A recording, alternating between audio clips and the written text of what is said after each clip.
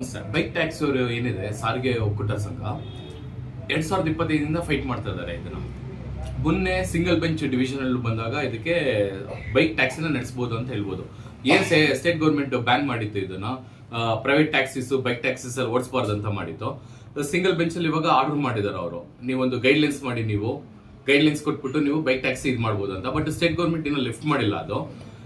ಅವರು next supreme court ಹೋಗ್ಬೇಕಂತ ಇದ್ದಾರೆ ಇವಾಗ ಸ್ಟೇಟ್ ಗೌರ್ಮೆಂಟ್. ಈಗ ಇನ್ನೊಂದು 3 ಡೇ ಇನ್ನು 2-3 ದಿವಸ ಕಾಲಾವಕಾಶ ಇದೆ ಅವ್ರಿಗೆ. ಯಾಕಂದ್ರೆ ನಿಮ್ಗೆ ಹೈಕೋರ್ಟ್ ಅಪೀಲ್ ಆದ್ಮೇಲೆ ದ್ವಿಸದಸ್ಯ ಪೀಠದಿಂದ ಹೋಗ್ಬೇಕಂದ್ರೆ 90 ದಿವಸ ಇರುತ್ತೆ. ಆ 90 ದಿವಸ ಹೋಗೋದಕ್ಕೆ ಇನ್ನೊಂದು 3 ದಿವಸ ಇದೆ. ಮೇ ಬಿ ನಾಡಿದ್ದಲ್ಲಿ ಸರ್ಕಾರ ಇದಕ್ಕೆ ಅಪ್ರೋಚ್ ಮಾಡ್ತಾರೆ ಸುಪ್ರೀಂ ಕೋರ್ಟ್ಗೆ. ಓಕೆ ಸರ್, ಈಗ ಅಂದ್ರೆ ಹೇಳಿದ್ದು ಸೂಚನೆಗಳನ್ನ ಮಾಡಕ್ ಹೇಳಿದ್ದು, ಬಟ್ ಬೈಕ್ ಟ್ಯಾಕ್ಸಿನ ರನ್ ಮಾಡು ಅಂತ ಹೇಳ್ಬಿಟ್ಟು ಎಲ್ಲಿ ಹೇಳಿಲ್ಲ ಅಂತ ಹೇಳ್ಬಿಟ್ಟು ಕೇಳ್ಬಿಟ್ಟು ಹೌದಲ್ಲ ಸರ್? ಹೌದು, ಬ್ಯಾನ್ ಲಿಫ್ಟ್ ಏನು ಸ್ಟೇಟ್ ಗೌರ್ಮೆಂಟ್ ಒಂದು ಸರ್ಕ್ಯುಲರ್ ಆಗಿತ್ತು ಬ್ಯಾನ್ ಮಾಡ್ಬೇಕಂದ್ರೆ ಲಿಫ್ಟ್ ಮಾಡ್ಬೇಕಂದ್ರೆ ಎಲ್ಲೂ ಲಿಫ್ಟ್ ಬ್ಯಾನ್ ಆಗಿಲ್ಲ. ಅದು ಕೋರ್ಟ್ ಹೇಳಿರೋದು ನಿಮ್ಗೆ ಅಧಿಸೂಚನೆ ಮಾಡಿ ಒಂದು ಸೆಂಟ್ರಲ್ ಗೈಡ್ಲೈನ್ಸ್ ಕೊಡಿ, ಬೈಕ್ ಟ್ಯಾಕ್ಸಿ ಓಡಿಸೋದಕ್ಕೆ ಹೇಗೆ ಓಡಿಸ್ಬೇಕಂತ ಗೈಡ್ಲೈನ್ಸ್ ಮಾಡ್ಬಿಟ್ಟು ನೀವು ಇವರಿಗೆ ಪರ್ಮಿಷನ್ ಕೊಡಿ ಅಂತ ಹೇಳಿದೆ ಕೋರ್ಟು. ಬಟ್ ಸ್ಟೇಟ್ ಗೌರ್ಮೆಂಟ್ ಇನ್ನ ಅದು ಆತರ ಯಾವುದೇ ರೀತಿಯ ಅಧಿಸೂಚನೆ ಹೊರಡಿಸಲಿ, ಯಾವುದೇ ಗೈಡ್ಲೈನ್ಸ್ ಕೂಡ ಮಾಡಿಲ್ಲ. ಓಕೆ ಸರ್, ಈಗ ಅಕಸ್ಮಾತ್ ಸುಪ್ರೀಂ ಕೋರ್ಟ್ಗೆ ಹೋದ್ರೆ ಅಲ್ಲಿ ಯಾವ ರೀತಿ ಆಗುತ್ತೆ ಅಂದ್ರೆ ಮತ್ತೆ ಜೀರೋ ಸ್ಕ್ರಾಚ್ ಇಂದ ಏನೋ ಎಲ್ಲಾನು ಹಿಯರಿಂಗ್ ಆಗುತ್ತೆ, ಯಾವ ರೀತಿ ಆಗುತ್ತೆ? ಇಲ್ಲ, ಈ ದ್ವಿಸದಸ್ಯ ಪೀಠದಲ್ಲಿ ಏನ್ ಹೇಳಿದೆ ಸುಪ್ರೀಂ ಕೋರ್ಟ್, ಮೇ ಬಿ ಅದು ವಿವೇಚನಾ ಶಕ್ತಿಯಿಂದ ಹೇಳುತ್ತೆ. ನನ್ನ ಪ್ರಕಾರ, ಕಾನೂನಿನ ಪ್ರಕಾರ ಏನು ಸ್ಟೇಟ್ ಗೌರ್ಮೆಂಟ್ಗೆ ಇದು ಹೇಳಿದಾರಲ್ಲ, ಇದನ್ನ ನೀವು ಒಂದು ಅಧಿಸೂಚನೆ ಮಾಡಿ, ಒಂದು ಗೈಡ್ಲೈನ್ಸ್ ಮಾಡಿ ಬೈಕ್ ಟ್ಯಾಕ್ಸಿ ಓಡಿಸೋದಕ್ಕೆ ಅಂತ ಸುಪ್ರೀಂ ಕೋರ್ಟ್ ಕೂಡ ಅದನ್ನೇ ಸೂಚನೆ ಕೊಡಬಹುದು ಸ್ಟೇಟ್ ಗೌರ್ಮೆಂಟ್. ಈಗ ಇನ್ನೊಂದು ಸರ್, ಈಗ 4-5 ರಾಜ್ಯಗಳಲ್ಲಿ ಬೈಕ್ ಟ್ಯಾಕ್ಸಿ ರನ್ ನಡೀತಾ ಇದೆ. ಬಟ್ ನಮ್ಮಲ್ಲಿ ಕರ್ನಾಟಕದಲ್ಲಿ ನಡೆಸಬೇಕು ಅಂತ ಹೇಳ್ಬಿಟ್ಟು ಏನಾದ್ರು ಸುಪ್ರೀಂ ಕೋರ್ಟ್ ಕೊಡ್ಬೋದಾ? ಆ ರೀತಿ ಏನಾದ್ರು ಯೋಚನೆಗಳು ಇರುತ್ತಾ ಅಂತ? ಚಾನ್ಸಸ್ ಇದೆ ಸರ್. ಓಕೆ, ಯಾಕಂದ್ರೆ ಈಗ ಕರ್ನಾಟಕ ಅಂದ ತಕ್ಷಣ ಇದು ಈ ರಾಜ್ಯದಲ್ಲಿ ಇದೊಂದೇ, ಬಟ್ ದೇಶ ಅಂತ ಬಂದ್ಮೇಲೆ ಎಲ್ಲ ರಾಜ್ಯಗಳನ್ನು ನೋಡ್ಬಿಟ್ಟೆ ಕೊಡಬೇಕಾಗತ್ತೆ. ಆ ರೀತಿ ಏನಾಗುತ್ತೆ ಸರ್? ಅಥವಾ ಕೊಡೋ ಚಾನ್ಸಸ್ ಜಾಸ್ತಿ ಇದೆಯಾ, ಕೊಡದೇ ಇರೋ ಚಾನ್ಸಸ್ ಜಾಸ್ತಿ ಇದೆಯಾ? ಕೊಡೋ ಚಾನ್ಸಸ್ ಇದೆ ಖಂಡಿತ. ಸುಪ್ರೀಂ ಕೋರ್ಟ್ ಕೂಡ ಏನಿದೆ, ಇವಾಗ ಆಟೋ ಚಾಲಕರು ಇರ್ತಾರೆ, ಬೇರೆ ಕಾರ್ ಓಡಿಸ್ತಾ ಇರ್ತಾರಲ್ಲ, ಅವರ ಸ್ಥಿತಿನ ಏನಿರುತ್ತೆ, ನಮ್ ಸ್ಟೇಟ್ ಗೌರ್ಮೆಂಟ್ ನಮ್ ಡ್ರೈವರ್ ಕಷ್ಟ ಹೇಗಿರುತ್ತೆ ಅದೆಲ್ಲನೂ ಸುಪ್ರೀಂ ಕೋರ್ಟ್ ಹೇಳುತ್ತೆ. ಡೆಫಿನೆಟ್ಲಿ ಎಲ್ಲನೂ ಬ್ಯಾಲೆನ್ಸ್ ಸುಪ್ರೀಂ ಕೋರ್ಟ್ ಬ್ಯಾಲೆನ್ಸ್ ಮಾಡಕ್ ಟ್ರೈ ಮಾಡುತ್ತೆ. ಈಗ ಏನು ಬೈಕ್ ಟ್ಯಾಕ್ಸಿ ಕೊಟ್ರೆ ಏನು ಎಫೆಕ್ಟ್ ಆಗುತ್ತೆ ಡ್ರೈವರ್ಸ್ ಮೇಲೆ, ಈಗ ಕೊಟ್ಟಿಲ್ಲ ಅಂದ್ರೆ ಹೆಂಗಾಗುತ್ತೆ? ಇವಾಗ ನಾರ್ಮಲ್ ಜನಕ್ಕೂ ಇವಾಗ ಬೈಕ್ ಟ್ಯಾಕ್ಸಿ, ರ್ಯಾಪಿಡೋ, ಬೇರೆ ಯಾವ್ದಾವ್ದು ಇದೆ ಪ್ರೈವೇಟ್ದೆಲ್ಲ ಈಸಿ ಆಗಿದೆ ಕಮ್ಯುನಿಕೇಟ್ ಮಾಡೋದಕ್ಕೋಸ್ಕರ. ಸೊ ಸುಪ್ರೀಂ ಕೋರ್ಟ್ ಡ್ರೈವರ್ ಹಿತಾಸಕ್ತಿ ಕೂಡ ಮತ್ತೆ ಪ್ರಜೆಗಳ ಹಿತಾಸಕ್ತಿ ಕೂಡ ಖಂಡಿತ ಗಮನಿಸುತ್ತೆ. ಈಗ ಸರ್ 90 ಡೇಸ್ ಏನೋ ಈಗ ಅವಧಿ ಆಯ್ತು, ಇಷ್ಟಲ್ಲಿ ಬೈಕ್ ಟ್ಯಾಕ್ಸಿ ಓಡಿಸೋಕ್ಕೆ ಪರ್ಮಿಷನ್ ಇರಲಿಲ್ಲ, ಬಟ್ ಆದ್ರೂ ಕೂಡ ಓಡಾಡ್ತಾ ಇದ್ದಾವೆ. ಅದ್ರ ವಿರುದ್ಧ ಏನು ಯಾವುದೇ ರೀತಿ ಕ್ರಮ ಕೈಗೊಂಡಿಲ್ವಾ ಅಥವಾ ಸರ್ಕಾರ ಏನಾದ್ರು ಮಾಡಿಲ್ವಾ ಅಂತ ಹೇಳ್ಬಿಟ್ಟು ಒಂದು ಪ್ರಶ್ನೆ ಹುಟ್ಟಾಗೋದು. ಸರ್ಕಾರ ಇದುವರೆಗೂ ಒಂದು ಕಠಿಣ ಕ್ರಮ ತಗೋಬೇಕಂತಾನೆ ತೀರ್ಮಾನ ಮಾಡಿಲ್ಲ. ಇದೇ 3 ತಿಂಗಳಿಂದ ನಮ್ದು ಇದು ಬಂದಾಗ ಹೈಕೋರ್ಟ್ ಆರ್ಡರ್ ಬಂದಾಗ ಬೈಕ್ ಟ್ಯಾಕ್ಸಿ ಎಲ್ಲ ಓಡಿಸೋಕೆ ಸ್ಟಾರ್ಟ್ ಮಾಡಿದ್ರು. ಸರ್ಕಾರ ಕೂಡ ಗಮನ ಹರಿಸಬೇಕು. ಈ ತರ ಒಂದು ಹೈಕೋರ್ಟ್ ಹೇಳಿದ್ರೆ ಒಂದು ಗೈಡ್ಲೈನ್ಸ್ ಇದು ಮಾಡಿಸ್ಬೇಕಾಗಿತ್ತು. ಇವಾಗ ಆಕ್ಸಿಡೆಂಟ್ ಆಯ್ತಾರೆ, ಯಾರು ಹೊಣೆ ಆಗ್ತಾರೆ, ಜನಗಳಿಗೆ ಎಷ್ಟು ಕಷ್ಟ ಆಗುತ್ತೆ ನಾಳೆ, ಅದನ್ನೆಲ್ಲ ನೋಡ್ಬೇಕು. ಇವಾಗ ಆಟೋ ಅಂದ್ರೆ ಪಬ್ಲಿಕ್ ಆಟೋ, ಅದು ಎಲ್ಲ ನಾರ್ಮಲ್ ಮನುಷ್ಯಂಗೂ ಒಬ್ಬ ಮನುಷ್ಯಂಗೂ ಒಂದು ಧೈರ್ಯ ಇರುತ್ತೆ, ಒಂದ್ ಹೆಣ್ಮಗು ಹತ್ಕೊಂಡು ಹೋಗೋದಕ್ಕೆ. ಇದೇ ಬೈಕ್ ಟ್ಯಾಕ್ಸಿಲಿ ನಾವು ನೋಡಿರ್ಬೋದು, 1-2 ಕಿರುಕುಳ ಆಗಿರೋದು ನೋಡಿದೆ, ಅಥವಾ ಪ್ರಯಾಣಿಕರೇ ಬೈಕ್ ಟ್ಯಾಕ್ಸಿ ಅವ್ರಿಗೆ ತೊಂದರೆ ಕೊಟ್ಟಿರೋದು ನೋಡಿದೆ. ಇದೆಲ್ಲ ಗಮನದಲ್ಲಿ ಇಟ್ಕೊಂಡು ಕೋರ್ಟ್ ತೀರ್ಮಾನ ತಗೋಬೇಕು.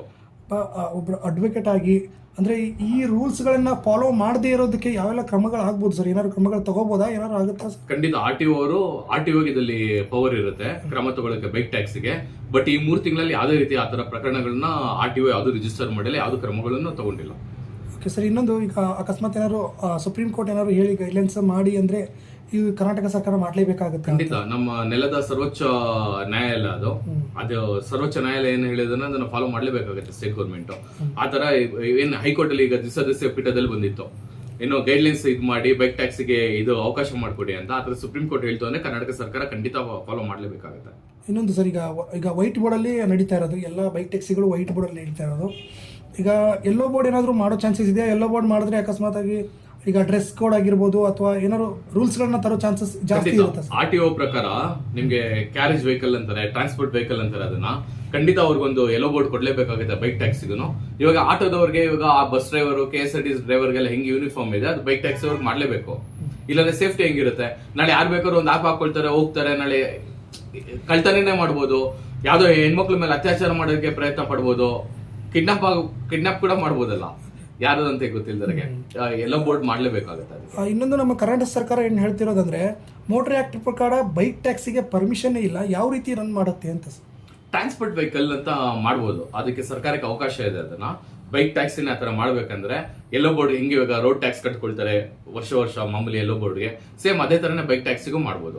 ಅವ್ರು ಸರ್ಕಾರಕ್ಕೆ ಅವಕಾಶ ಇದೆ ಅದನ್ನ ನಮ್ಮ ರೂಲ್ಸ್ ಗಳನ್ನ ಚೇಂಜ್ ಮಾಡ್ಕೋಬಹುದು, ತಿದ್ದುಪಡಿ ಮಾಡ್ಬೋದು. ಖಂಡಿತ ಮಾಡ್ಕೋಬಹುದು. ಅದನ್ನ ಟ್ರಾನ್ಸ್ಪೋರ್ಟ್ ವೆಹಿಕಲ್ ಅಂತಾನೆ ರಿಜಿಸ್ಟರ್ ಆಗ್ಬೇಕಂದ್ರೆ ತಗೋಬೇಕಂದ್ರೆ ಹೆಂಗೆ ವೈಟ್ ಬೋರ್ಡ್ ಇರುತ್ತೆ, ಎಲ್ಲೋ ಬೋರ್ಡ್ ಇರುತ್ತೆ. ಈಗ ಕಾರಲ್ಲೇ ವೈಟ್ ಬೋರ್ಡ್ ಎಲ್ಲೋ ಬೋರ್ಡ್ ಇದೆ, ಟ್ಯಾಕ್ಸಿ ಓಡಿಸೋರು ಫಸ್ಟ್ ಎಲ್ಲೋ ಬೋರ್ಡ್ ಹೋಗ್ತಾರೆ. ಬೈಕಲ್ಲೂ ಅದೇ ತರ ಫಸ್ಟ್ ಡಿಸೈಡ್ ಆಗಿರ್ಬೇಕು. ಅವರು ಟ್ರಾನ್ಸ್ಪೋರ್ಟ್ಗೆ ಓಡಿಸ್ತಾರೆ ಅಂದ್ರೆ ಸರ್ಕಾರದಲ್ಲಿ ಕಾನೂನಲ್ಲಿ ಅವಕಾಶ ಇದೆ ಆ ತರ ಟ್ರಾನ್ಸ್ಪೋರ್ಟ್ ವೆಹಿಕಲ್ ಅಂತ ಮಾಡೋದಕ್ಕೋಸ್ಕರ ಆ ತರ ಮಾಡ್ಬೋದು.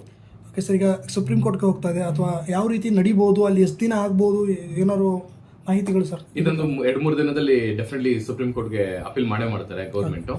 ನಮ್ಗೆ ಇನ್ನೊಂದು ಯಾವಾಗ ಲಿಸ್ಟ್ ಆಗುತ್ತೆ ನೋಡ್ಬೇಕಾಗತ್ತೆ. ಮೇ ಬಿ ಇನ್ನೊಂದು 10 ದಿವಸದಲ್ಲಿ ಗೊತ್ತಾಗುತ್ತೆ ನಮಗೆ. ಈಗ ಸರ್ ಸುಪ್ರೀಂ ಕೋರ್ಟ್ಗೆ ಹೋದ್ಮೇಲೆ ಫಸ್ಟ್ ಹಿಯರಿಂಗಲ್ಲೇ ಈಗ ಅಂದರೆ ಈ ಜಜ್ಮೆಂಟ್ ಬರೋವರೆಗೂ ಬೈಕ್ ಟ್ಯಾಕ್ಸಿ ಓಡಿಸಬಾರ್ದು ಅನ್ನೋ ಒಂದು ಬರುತ್ತಾ, ಅಥವಾ ಏನಾದ್ರು ಇಲ್ಲ ಇದು ಜಜ್ಮೆಂಟ್ ಆಗೋವರೆಗೂ ಕೂಡ ಓಡಿಸ್ಬೋದು ಅನ್ನೋ ಬರ್ಬೋದಾ ಸರ್? ನನ್ನ ಅನುಭವದ ಪ್ರಕಾರ ಆ ತರ ಎಲ್ಲ ಓಡಿಸಬಾರ್ದು ಅಂತಾರಲ್ಲ ನ್ಯಾಯಾಲಯ ಹಂಗೆ ತೀರ್ಪು ಕೊಡೋದಿಲ್ಲ.